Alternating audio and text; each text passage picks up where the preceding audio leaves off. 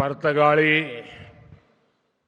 जीवोत्तम मठाच्या सगळ्या भक्तांक आणि अनुयायांक मोगाचो नमस्कार.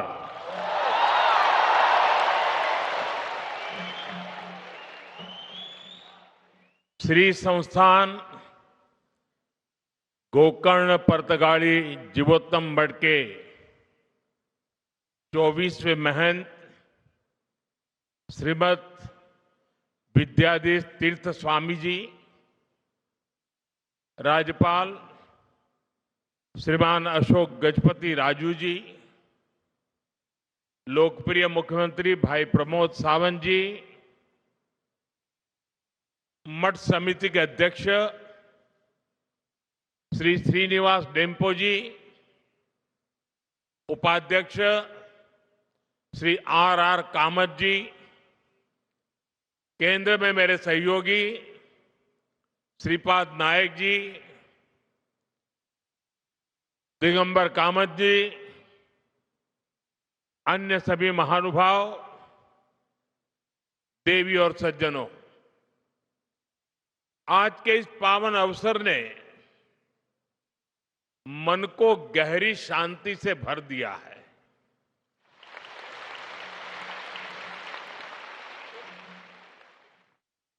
साधु संतों के सानिध्य में बैठना अपने आप में एक आध्यात्मिक अनुभव होता है. यहां उपस्थित श्रद्धालुओं की विशाल संख्या इस मठ की सदियों पुरानी जीवन शक्ति को और बढ़ा रही है. मैं अपने आप को सौभाग्यशाली मानता हूं कि आज इस समारोह में आपके बीच उपस्थित हूं. यहां आने से पहले मुझे राम मंदिर और वीर विट्ठल मंदिर के दर्शन का सौभाग्य मिला. उस शांति, उस वातावरण ने इस समारोह की आध्यात्मिकता को और गहरा कर दिया. साथियों, श्री संस्थान गोकर्ण पर्तगाळी जीवोत्तम मठ अपनी स्थापना की 550वीं वर्षगांठ मना रहा है. ये बहुत ऐतिहासिक अवसर है. बीते 550 वर्षों में इस संस्था ने समय के कितने ही चक्रवात झेले हैं. युग बदला, दौर बदला, देश और समाज में कई परिवर्तन हुए, लेकिन बदलते युगों और चुनौतियों के बीच भी इस मठ ने अपनी दिशा नहीं खोई.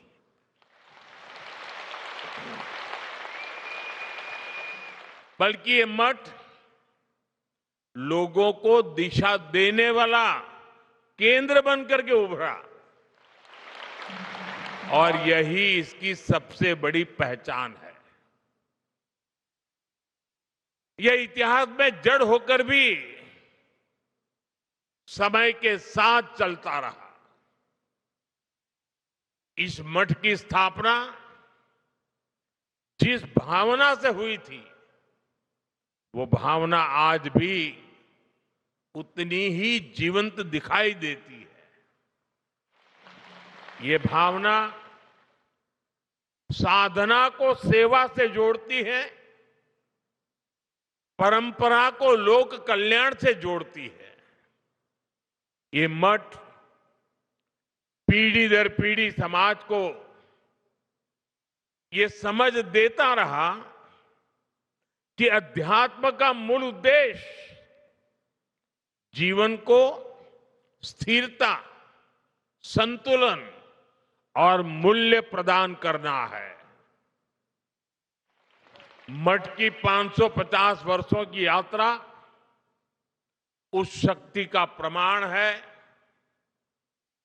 जो समाज को कठिन समय में भी संभाल करके रखती है।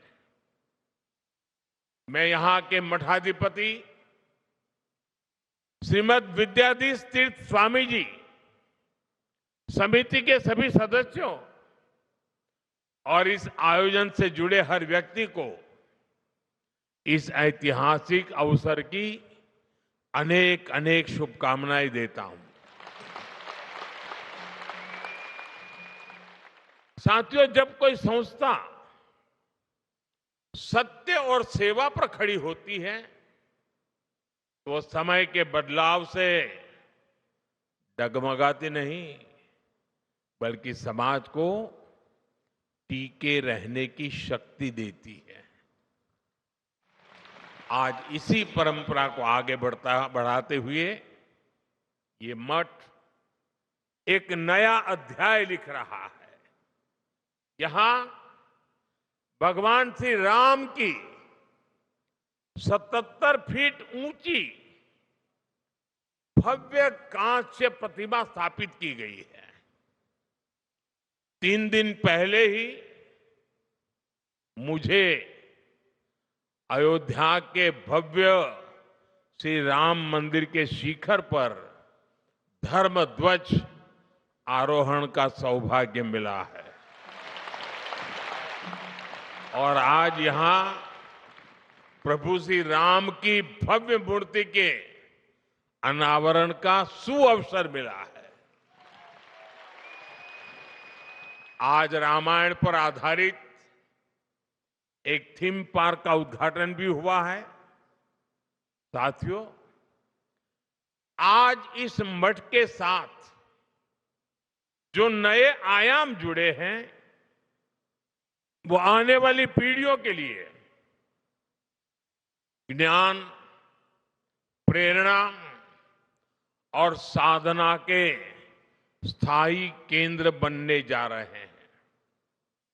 यहां विकसित हो रहा संग्रहालय और आधुनिक तकनीक से सुसज्जित 3D थिएटर, इन सब के द्वारा ये मठ अपनी परंपरा को संरक्षित कर रहा है, नई पीढ़ी को अपनी परंपराओं से जोड़ रहा है।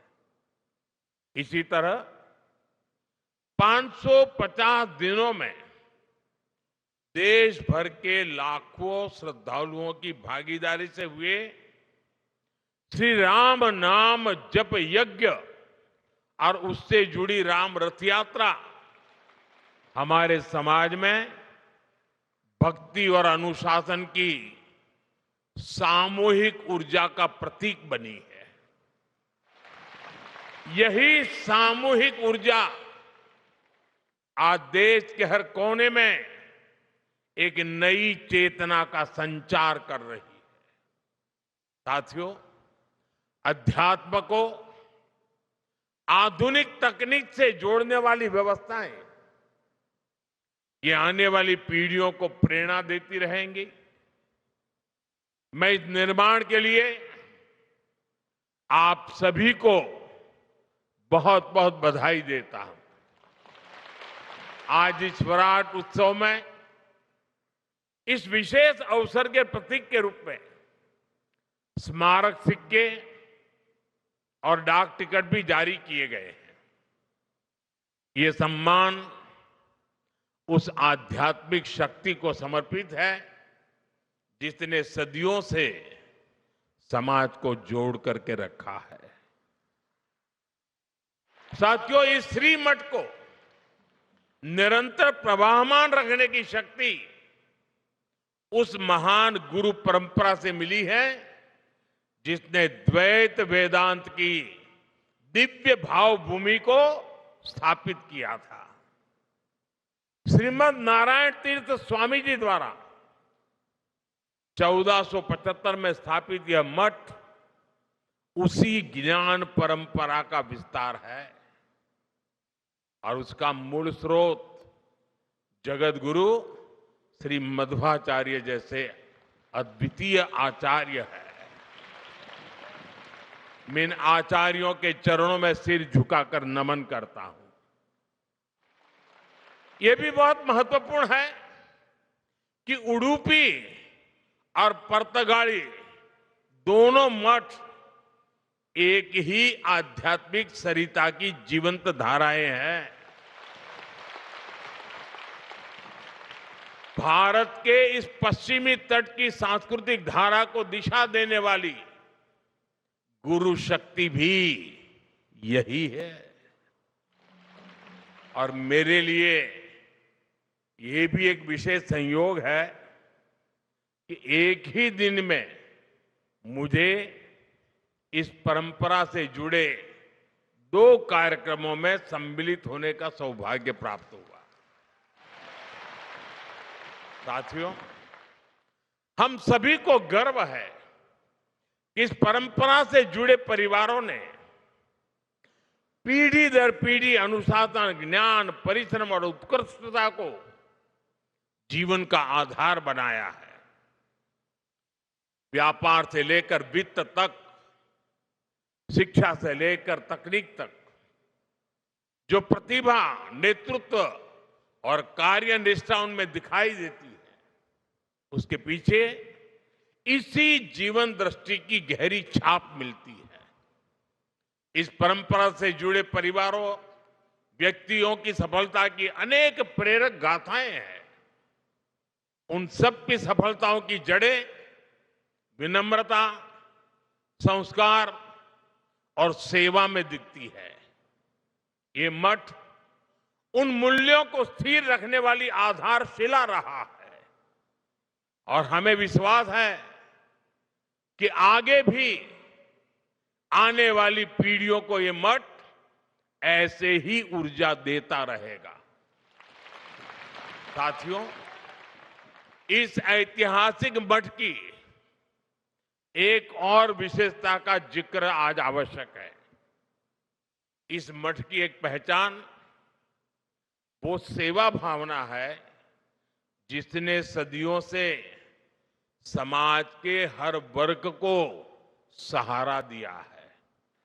सदियों पहले जब इस क्षेत्र पर विपरीत परिस्थितियां आई, जब लोगों को अपने घर परिवार छोड़कर नए प्रदेशों में शरण लेनी पड़ी, तब इसी मठ ने समुदाय को सहारा दिया, उन्हें संगठित किया और नए स्थानों पर मंदिरों, मठों, आश्रय स्थलों की स्थापना की। इस मठ ने धर्म के साथ साथ मानवता और संस्कृति की भी रक्षा की। समय के साथ मठ की सेवा धारा और विस्तृत होती गई। आज शिक्षा से लेकर छात्रावासों तक, वृद्ध सेवा से लेकर जरूरतमंद परिवारों की सहायता तक, इस मठ ने अपने संसाधनों को हमेशा लोक कल्याण के लिए समर्पित रखा है।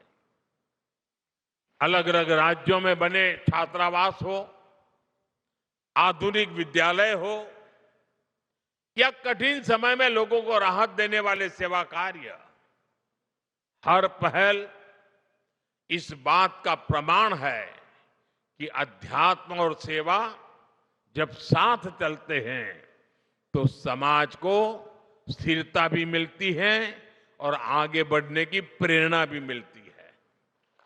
साथियों, ऐसे समय भी आए जब गोवा के मंदिरों और स्थानीय परंपराओं को संकट का सामना करना पड़ा, जब भाषा और सांस्कृतिक पहचान पर दबाव बना, लेकिन ये परिस्थितियां समाज की आत्मा को कमजोर नहीं कर पाई, बल्कि उसे और दृढ़ बनाया।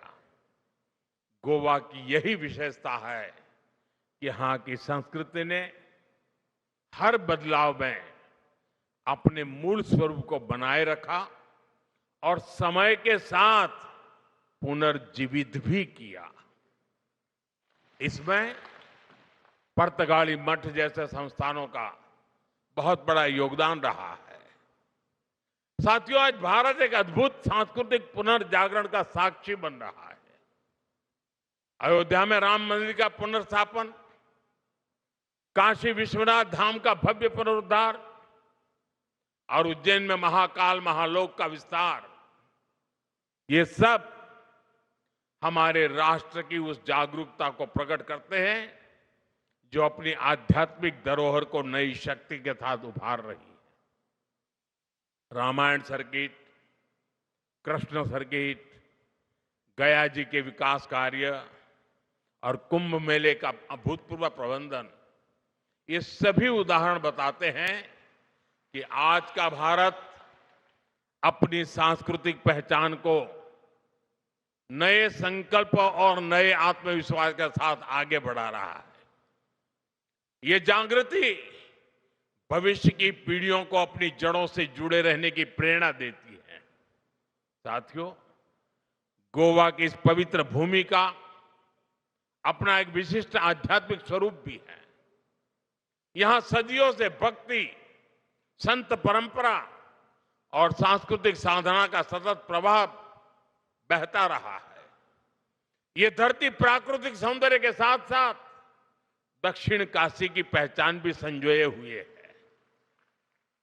पर्तगाली मठ ने इस पहचान को और गहराई दी है। इस मठ का संबंध कोंकण और गोवा तक सीमित नहीं है। इसकी परंपरा देश के विभिन्न हिस्सों और काशी की पवित्र भूमि से भी जुड़ी हुई है।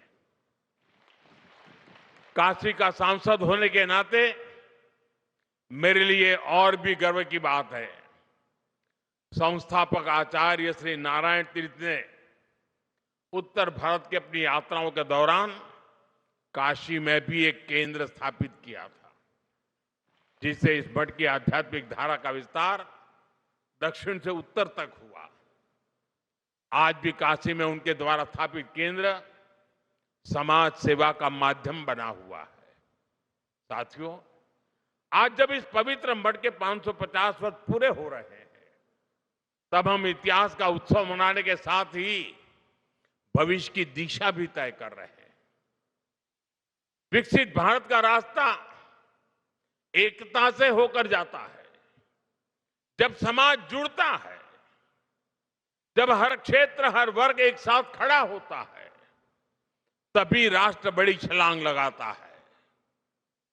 श्री संस्थान गोकर्ण पर्तगाली जीवोत्तम मठ का प्रमुख ध्येय लोगों को जोड़ना, मन को जोड़ना, परंपरा और आधुनिकता के बीच सेतु बनना है।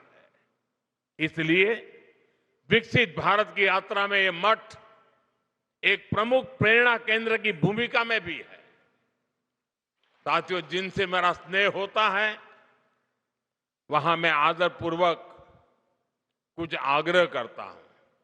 जैसे पूज्य स्वामी जी ने मुझे एक काम दे दिया एकादशी का।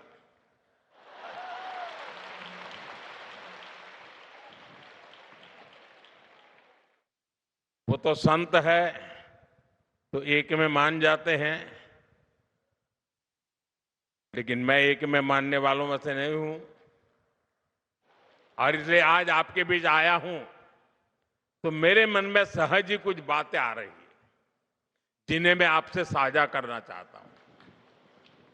मैं आपसे 9 आग्रह करना चाहता हूं, जिसे आपके संस्थान के माध्यम से जन जन तक पहुंचाया जा सकता है।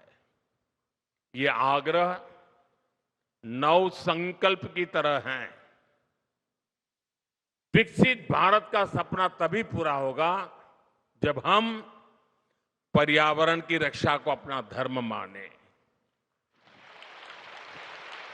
धरती हमारी माता है और मठों की शिक्षा हमें प्रकृति का सम्मान करना सिखाती है। इसलिए हमारा पहला संकल्प होना चाहिए कि हमें जल संरक्षण करना है, पानी बचाना है, नदियों को बचाना है। हमारा दूसरा संकल्प होना चाहिए कि हम पेड़ लगाएंगे।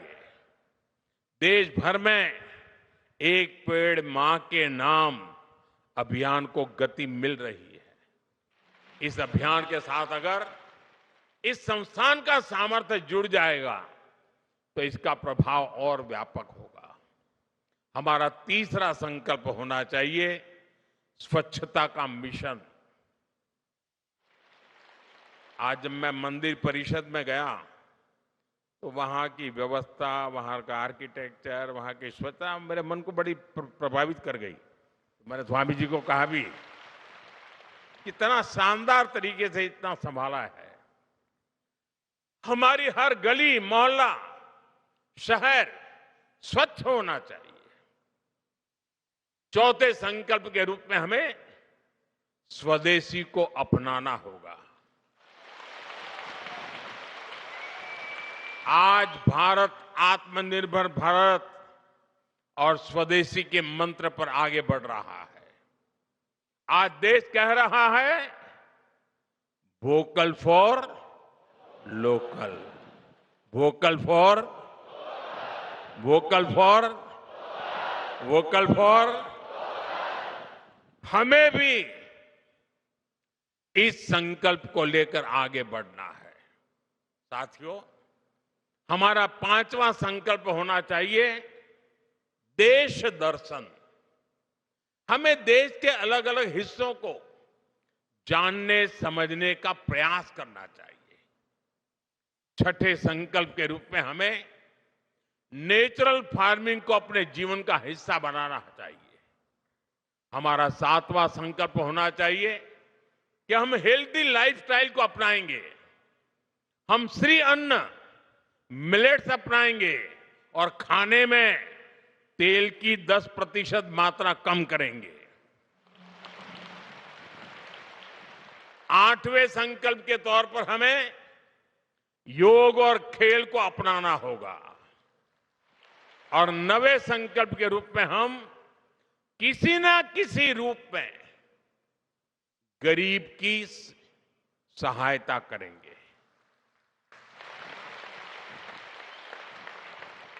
अगर एक परिवार भी गोद ले लेना हम, देखते ही देखते हिंदुस्तान का रूप रंग बदल जाएगा। साथियों, हमारे मठ इस संकल्प को जन संकल्प बना सकते हैं। इस मठ का 550 साल का अनुभव हमें बताता है, परंपरा अगर जीवित रहे तो समाज आगे बढ़ता है। और परंपरा तभी जीवित रहती है जब वो समय के साथ अपनी जिम्मेदारी बढ़ाती है। इस मठ ने 550 वर्षों में समाज को जो दिया है, अब वही ऊर्जा हमें आने वाले भारत के निर्माण में लगानी है। साथियों, गोवा की इस भूमि का आध्यात्मिक गौरव जितना विशिष्ट है, उतना ही प्रभावी इसका आधुनिक विकास भी है। गोवा देश के उन राज्यों में से है जहां प्रति व्यक्ति आय सबसे ज्यादा है। देश के पर्यटन, फार्मा और सर्विस सेक्टर में इसका महत्वपूर्ण योगदान है। हाल के वर्षों में शिक्षा और स्वास्थ्य में गोवा ने नई उपलब्धियों को हासिल किया है। केंद्र और राज्य सरकारें मिलकर यहां के इंफ्रास्ट्रक्चर को आधुनिक बना रही है।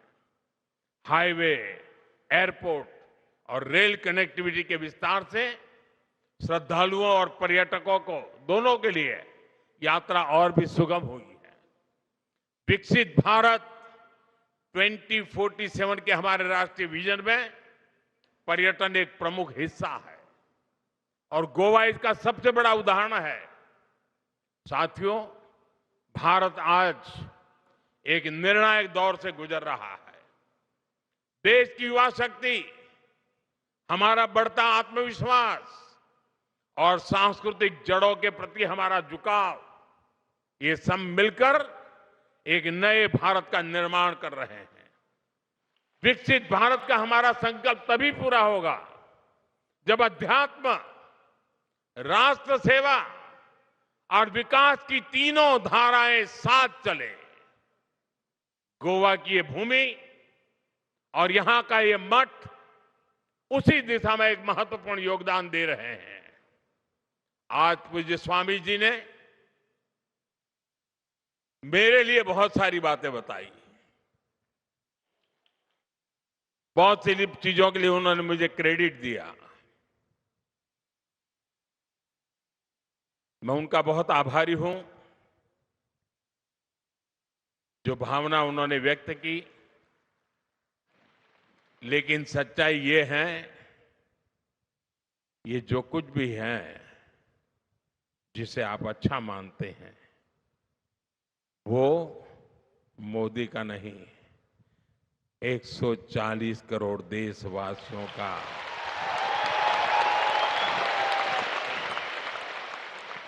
उनका संकल्प, उनका पुरुषार्थ, उसी का परिणाम है और आगे भी अच्छे परिणाम आने ही आने हैं। क्योंकि मेरा 140 करोड़ देशवासियों पर पूरा भरोसा है। और जैसा आपने कहा, मेरे जीवन के कई पड़ाव ऐसे हैं जिसमें गोवा बड़ा महत्वपूर्ण स्थान पर रहा है। ये कैसे हुआ होगा वो मैं तो नहीं जानता, लेकिन ये सच्चाई है कि हर टर्निंग पॉइंट पर ये गोवा की भूमि ही मुझे कहां से कहां ले जाती रही है। लेकिन मैं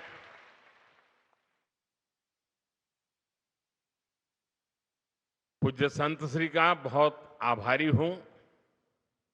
उनके आशीर्वाद के लिए मैं एक बार फिर आप सभी को इस पवित्र अवसर पर हृदय से बहुत बहुत शुभकामनाएं देता हूं। बहुत बहुत धन्यवाद।